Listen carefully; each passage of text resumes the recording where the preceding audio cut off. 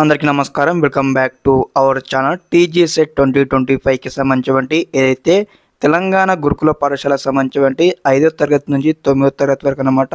ఇక్కడ స్టూడెంట్స్కి అనమాట అందరికీ ఒక డౌట్ అయితే ఉంది. లైక్ ఏ విధంగా అంటే ర్యాంక్స్ వచ్చాయి, అన్నీ వచ్చాయి. మరి మాకు ఇక్కడ ర్యాంక్ మాకు 6000 ర్యాంక్ వచ్చింది, అదేవిధంగా 7000 ర్యాంక్ వచ్చింది, 300 ర్యాంక్ వచ్చిందని కూడా చాలామంది ఇక్కడ స్టూడెంట్స్ యొక్క పేరెంట్స్ అయితే కామెంట్స్లో కామెంట్ చేయడం జరుగుతుంది.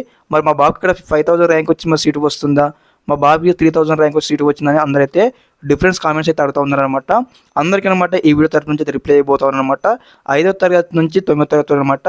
మరి ఏ విధంగా సీట్ స్టూడెంట్స్కి ఏ విధంగా అలొకేషన్ చేస్తారు, మరి సీట్ సెలెక్షన్ ప్రాసెస్ ఏ విధంగా ఉంటుందని కూడా స్టెప్ బై స్టెప్ ఇక్కడ మనము డిస్కస్ చేయబోతా ఉన్నాం ఈ వీడియో తరఫు నుంచి అనమాట. తప్పకుండా ప్రతి ఒక్కరు అనమాట వీడియోకి అయితే లైక్ చేయండి, ఛానల్ ఇంకా సపోర్ట్ చేయండి. మీకు ఈ విధంగానే step by step complete guidance అయితే వస్తూ ఉంటాయి అనమాట స్కూల్కి వెళ్ళేంత వరకు. ఓకే, ముందుగా అందరికీ ఉగాది శుభాకాంక్షలు తెలియజేస్తా ఉన్నాను. ఓకే, టాపిక్లోకి వచ్చినట్టయితే మనకి స్టెప్ బై స్టెప్ అనమాట. మన తెలంగాణ లోపల మనకు దాదాపు 33 జిల్లాలు అయితే ఉన్నాయన్నమాట. 33 డిస్టిక్లకు సంబంధించి చాలామంది స్టూడెంట్స్ అయితే ఉన్నారు. అదేవిధంగా డిస్టిక్ వైజ్గా మనం కేటగిరీ వైజ్గా మనము స్టెప్ బై స్టెప్ అయితే డిస్కస్ చేద్దాం. మరి ఏ విధంగా యొక్క సీట్ అలొకేషన్ చేస్తారని కూడా స్కిప్ చేయకుండా ఎండ్ వచ్చిందన్నమాట. మీరు ఎక్కడైనా స్కిప్ చేశారనుకోండి, నేను చెప్పే ప్రశ్న మీకు అర్థం కాకపోవచ్చు అనమాట. తప్పకుండా పూర్తిగా ఎండ్ వచ్చేయండి అనమాట. ఓకే, ముందుగా అనమాట మనకు ఏదైతే మన తెలంగాణ లోపల మనకు అసలు ఎన్ని డిస్టిక్స్ ఉన్నాయో ఇవన్నీ మనం ఒకసారి తెలుసుకుందాం. ఓకే, ఇక్కడ వచ్చేసి అనమాట ముందుగా ఇక్కడ మనకు టీజీ కాబట్టి ఇక్కడ ఏదైతే మనకు దాదాపుగా మనకు 33 జిల్లాలు అయితే ఉన్నాయన్నమాట. ఓకే, ఇక్కడ 33 జిల్లాలకు సంబంధించి మరి ఎన్ని స్కూల్ ఉన్నాయి తెలంగాణ లోపల అంటే దాదాపు రెసిడెన్షియల్ స్కూల్ అనమాట. ఓవరాల్గా డిస్టిక్ ఒక 3-4 వేసుకున్నా కానీ మనకి ఎన్ని ఉంటాయి, దాదాపుగా ఎన్ని ఉంటాయి, లైక్ ఫర్ ఎగ్జాంపుల్ ఒక 120 ఫర్ ఎగ్జాంపుల్ మనకు 200 స్కూల్ వేసుకుందాం ఫర్ ఎగ్జాంపుల్ అనమాట. అంటే ఓన్లీ ఫర్ ఎగ్జాంపుల్ అనమాట, నేను రియల్ చెప్తాను కానీ మీకు ఒక క్లారిటీ రావాలని మీకు అయితే ఎక్స్ప్లెయిన్ చేస్తున్నాను. ఫర్ ఎగ్జాంపుల్ తీసుకున్నమాట 200 స్కూల్ని అనుకుందాం. ఓకే, 200 స్కూల్ ఉన్నట్లయితే మరి ఇక్కడ 200 స్కూల్లో మరి ఫస్ట్ ఇక్కడ ఏదైతే 5th క్లాస్ నుంచి ఇక్కడ మనకు 9th క్లాస్ వరకు ఇక్కడ ఏదైతే సీట్ సెలెక్షన్ ప్రాసెస్ కాబట్టి అనమాట మనకి ఇక్కడ ఏ విధంగా ఉంటుందంటే ఇక్కడ డిస్టిక్ వైజ్ అనమాట. ఓకే, ఇక్కడ డిస్టిక్ వైజ్గా మనకి ఏ విధంగా ఉంటుందంటే మళ్ళీ ఇక్కడ కేటగిరీ వైజ్ ఉంటుంది అనమాట. లైక్ ఏ విధంగా అంటే ఓసీ కావచ్చు, అదేవిధంగా బీసీ కావచ్చు, ఎస్సీ కావచ్చు, ఎస్టీ కావచ్చు, అదేవిధంగా ఇందులో వచ్చేసి అనమాట స్పెషల్ రిజర్వేషన్ అనమాట. లైక్ ఏ విధంగా అంటే క్యాప్ స్టూడెంట్స్ కావచ్చు, అదేవిధంగా మళ్ళీ దీంతోపాటు గేమ్స్ స్టూడెంట్స్ కావచ్చు, అదేవిధంగా ఎన్ఎస్ఎస్ స్టూడెంట్స్ కావచ్చు, అదేవిధంగా మైనారిటీ స్టూడెంట్స్ కావచ్చు అనమాట. ఈ విధంగా అందరు కేటగిరీ స్టూడెంట్స్ అయితే ఉండడం జరుగుతుంది. మరి ఇక్కడ మనకు ర్యాంక్స్ అయితే అందరికి వచ్చాయన్నమాట. స్టూడెంట్స్ సంబంధించి ర్యాంక్స్ వచ్చాయి, అదేవిధంగా పేరెంట్స్ కూడా కామెంట్ చేయడం జరిగింది. ఓకే, మరి ఎలా ఇస్తారు ఈ యొక్క సీట్ సెలెక్షన్ ఏ విధంగా ఉంటుందంటే ఇక్కడ ఫర్ ఎగ్జాంపుల్గా ఒక సంగారెడ్డి డిస్టిక్ తీసుకుందాం అనమాట. ఓకే, సంగారెడ్డి డిస్టిక్ సంబంధించి ఏదైతే ఒక స్కూల్ కనుక్కుందాం. ఫర్ ఎగ్జాంపుల్ ఒకటి ఇదైతే ఒక ఎంజేపీ స్కూల్ అనుకుందాం అనమాట. ఎంజేపీ స్కూల్లో 6th క్లాస్ అనుకుందాం. ఫర్ ఎగ్జాంపుల్ 6th క్లాస్కి ఇక్కడ ఏదైతే ఇంటేక్ అనమాట. ఇంటేక్ అంటే ఎంతమందిని హాస్టల్ చేసుకోవచ్చు అంటే ఒక 100 మందిని హాస్టల్లో చేర్చుకోవచ్చు అనమాట. ఓకే, మరి ఇది ఎవరికి రిలేటెడ్ అనమాట, only for Sangareddy district students. Okay, Sangareddy district స్టూడెంట్స్కి రిలేటెడ్ అనమాట. ఈ సంగారెడ్డి డిస్టిక్ రిలేటెడ్ స్టూడెంట్స్ అయితే మరి 100 మందిని తీసుకోవాలి. మరి క్వాలిఫై ఎంతమంది ఉన్నారు 6th క్లాస్లో అంటే దాదాపు ఒక 2000 మంది అయితే క్వాలిఫై కావడం జరిగింది అనమాట. ఓకే, 2000 మంది క్వాలిఫై అయితే మరి 2000 మందిని 100 మందిని ఎలా సెలెక్ట్ చేస్తారంటే ఎవరికైతే ఎంత మంచి ర్యాంక్ ఉన్న విద్యార్థిని అయితే సెలెక్ట్ చేయడం జరుగుతుంది. మరి ఎలా సెలెక్ట్ చేస్తారంటే మళ్ళీ ఇందులో మనకి ఇక్కడ రిజర్వేషన్స్ ఉంటాయి అనమాట. మళ్ళీ ఇక్కడ ఓసీ ఉంటుంది, మళ్ళీ ఓసీలో వచ్చేసి మనకి ఇక్కడ ఓసీ ఈడబ్ల్యూఎస్ కేటగిరీ ఉంటుంది.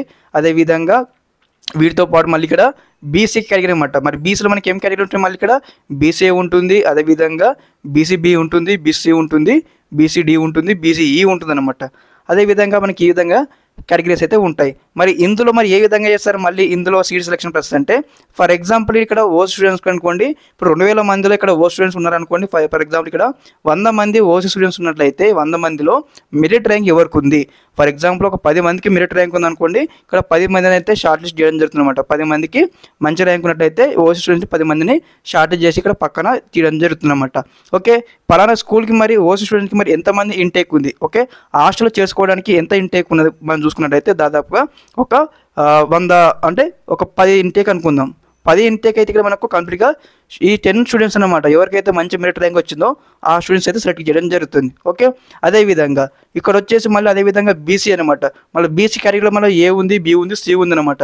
మరి కేటగిరీ వైజ్గా ఏ విధంగా ఉంటుందంటే ఇక్కడ బీసీ వాళ్ళకు 10 సీట్లు, అదేవిధంగా బీసీఏ వాళ్ళకు 10 సీట్లు, అదేవిధంగా బీసీబీ వాళ్ళకు 6 సీట్లు, బీసీ వాళ్ళకు 7 సీట్లు, బీసీడీ వాళ్ళకు 2 సీట్లు, తర్వాత ఈ విధంగా అయితే కేటాయించడం జరుగుతుందన్నమాట. ఓకే, స్టెప్ బై స్టెప్ అనమాట. ఎవరికైతే మంచి ర్యాంక్ ఉంటుందో మంచి స్కూల్లోకి ఆ స్టూడెంట్స్ ముందు తీసుకుంటారనమాట. మళ్ళీ మన మిగతా స్టూడెంట్స్ ఉంటారు కదా, ఏం చేస్తారంటే ఫర్ ఎగ్జాంపుల్ ఒక డిస్ట్రిక్ట్ వచ్చానమాట, సంగారెడ్డి డిస్ట్రిక్ట్ అనుకోండి.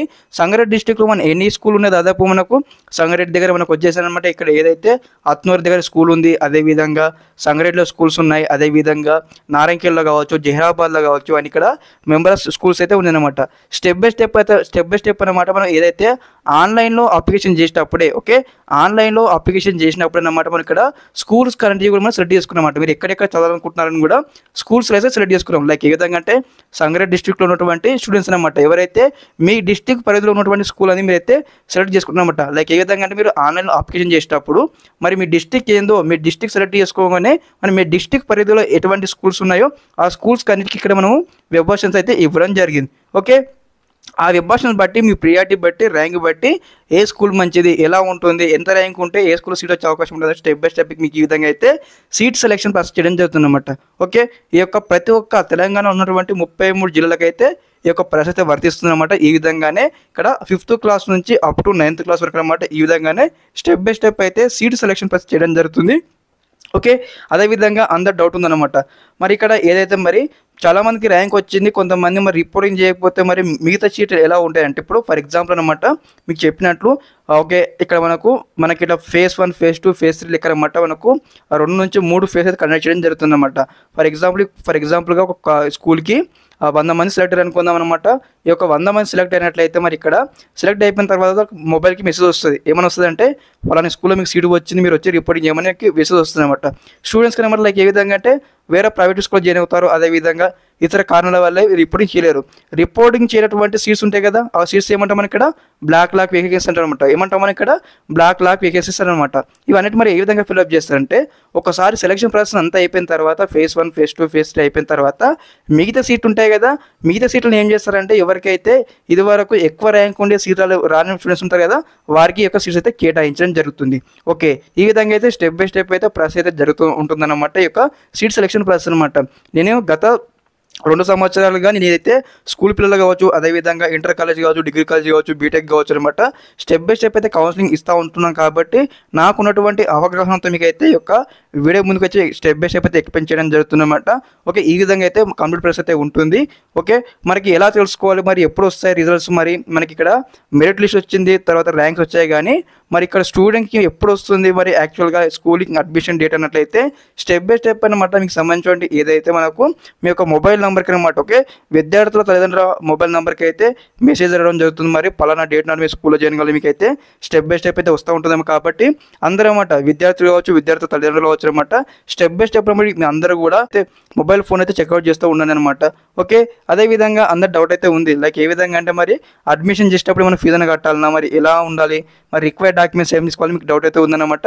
రిక్వైర్డ్ డాక్యుమెంట్స్ ఏవంటే మీరు ఆన్లైన్లో అప్లికేషన్ చేసేటప్పుడు మీరు ఏం డాక్యుమెంట్స్ సబ్మిట్ చేశారు, ఫర్ ఎగ్జాంపుల్గా మీకు సంబంధించిన బోనోఫైడ్ కావచ్చు, ఆధార్ కార్డ్ కావచ్చు, అదేవిధంగా ఇక్కడ ఏదైతే క్యాస్ట్ సర్టిఫికేట్ కావచ్చు, ఇన్కమ్ సర్టిఫికేట్ కావచ్చు, రెసిడెన్స్ సర్టిఫికేట్ కావచ్చు అనమాట. ఈ సర్టిఫికేట్స్ అన్నీ కూడా ఒరిజినల్ డాక్యుమెంట్స్ అయితే ఉండాల్సి ఉంటుంది. అదేవిధంగా ఆధార్ కార్డ్ జిరాక్స్ కావచ్చు, అదేవిధంగా బోనోఫైడ్ ఒరిజినల్ ఉండాలి, ప్లస్ జిరాక్స్ కాపీ ఉండాలి.